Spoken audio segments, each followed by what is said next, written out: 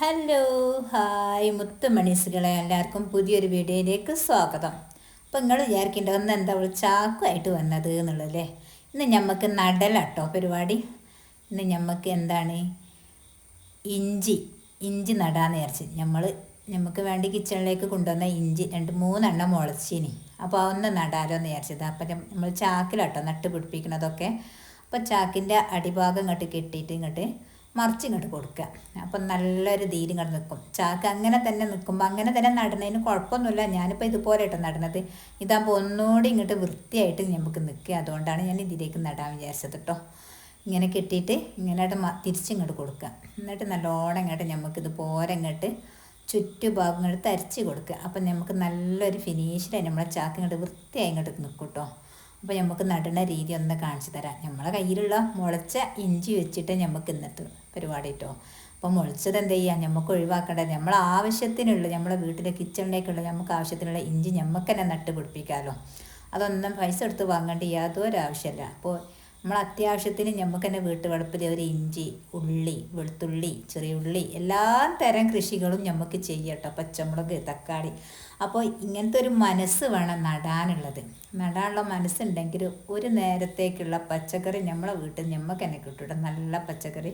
അപ്പോൾ അതാ ഞാൻ നല്ല കരിയില നമ്മൾ രാവിലെ അടിച്ച് വാരി കരിയിലടങ്ങനെ ഇതിലേക്ക് വാരി വെച്ചതാണ്. ഫസ്റ്റ് ആ കരിയില അതിലേക്ക് ഇട്ട് കൊടുത്ത് അതിൻ്റെ മുകളിൽ ഇതുപോലെ കുറച്ച് മണ്ണ് ഇട്ട് കൊടുക്കുക കേട്ടോ.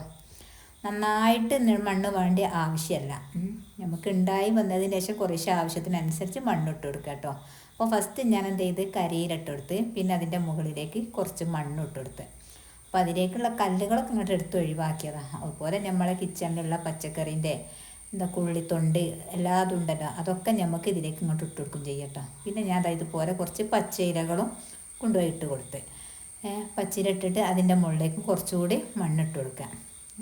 ഇങ്ങനെയൊക്കെ ചെയ്താൽ എന്താണ് നല്ലതാണ്. നമുക്ക് തന്നെ നമ്മളെ വീട്ടുവളപ്പിൽ തന്നെ നമുക്കൊരു പച്ചക്കറി തോട്ടം നമ്മൾക്ക് എവിടെയാണ് നമുക്ക് സൗകര്യമുള്ള ടെറസിൻ്റെ മുകളിൽ സൗകര്യമാണെങ്കിൽ അവിടെ വെക്കുക, അല്ലെ വീട്ടുമുറ്റത്ത് തന്നെ നമുക്ക് സൗകര്യം ഉണ്ടെങ്കിൽ അവിടെയും വെക്കട്ടോ.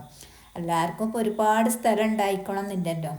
അപ്പോൾ ഉള്ള സ്ഥലത്ത് വെച്ചിട്ട് നമുക്ക് അത്യാവശ്യം നല്ല പച്ചക്കറി കൃഷിയും അതുപോലെ ചെടികളൊക്കെ നടട്ടോ. അതപ്പോൾ നമ്മൾ പച്ചയിലിട്ട് കൊടുത്ത് അതിൻ്റെ മുകളിലേക്ക് കുറച്ചുകൂടി മണ്ണിട്ട് കൊടുത്തിട്ടോ. ഇനി നമുക്ക് എന്ത് ചെയ്യണം, ഇതിലേക്ക് നമ്മളെ ഇഞ്ചി നട്ട് പിടിപ്പിക്കണം. അതാ ഞാൻ നല്ലോണം മണ്ണൊക്കെ യോജിപ്പിച്ച് ഇങ്ങോട്ട് കൊടുത്തിട്ടോ. അധികം മണ്ണില്ല കേട്ടോ, കുറഞ്ഞ മണ്ണയാണ് ഞാൻ ഇട്ടത് കേട്ടോ. പിന്നെ ബാക്കിയുള്ളത് കരിയിലയും പച്ചയിലയാണ്. ഇനി അടുത്ത പരിപാടി എന്ന് പറഞ്ഞത് നമ്മളെ ചാക്ക് ഇതുപോലെ അങ്ങോട്ട് കട്ട് ചെയ്ത് കൊടുക്കുക കേട്ടോ. ഒരുപാട് കട്ട് ചെയ്യേണ്ട ആവശ്യമൊന്നുമില്ല. പിന്നെ ചാക്കാണല്ലോ, ചാക്കിന് ഓട്ടോമാറ്റിക്ക് തന്നെ ഇങ്ങനെ ഓൾസായും ചെയ്തോളൂ കേട്ടോ. പിന്നെ എന്നാലും ഞാൻ കട്ട് ചെയ്ത് കൊടുക്കുകയാണ്.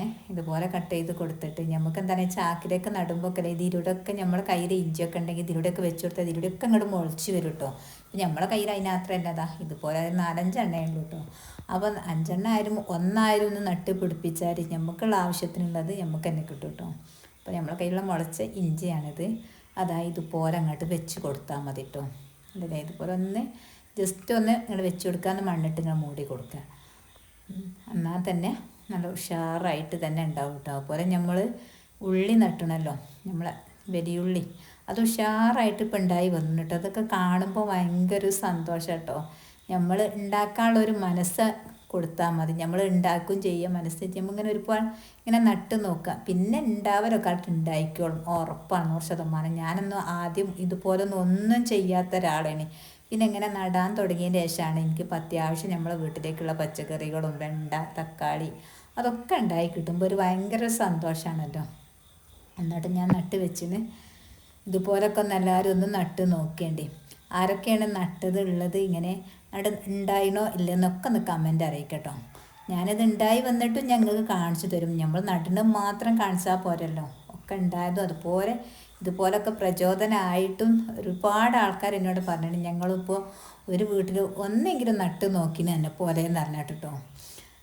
ഇത് കണ്ടിട്ട് അതുപോലെ നമുക്ക് അതുകൂടി കേൾക്കുമ്പോൾ ഒരു സന്തോഷമാണല്ലോ.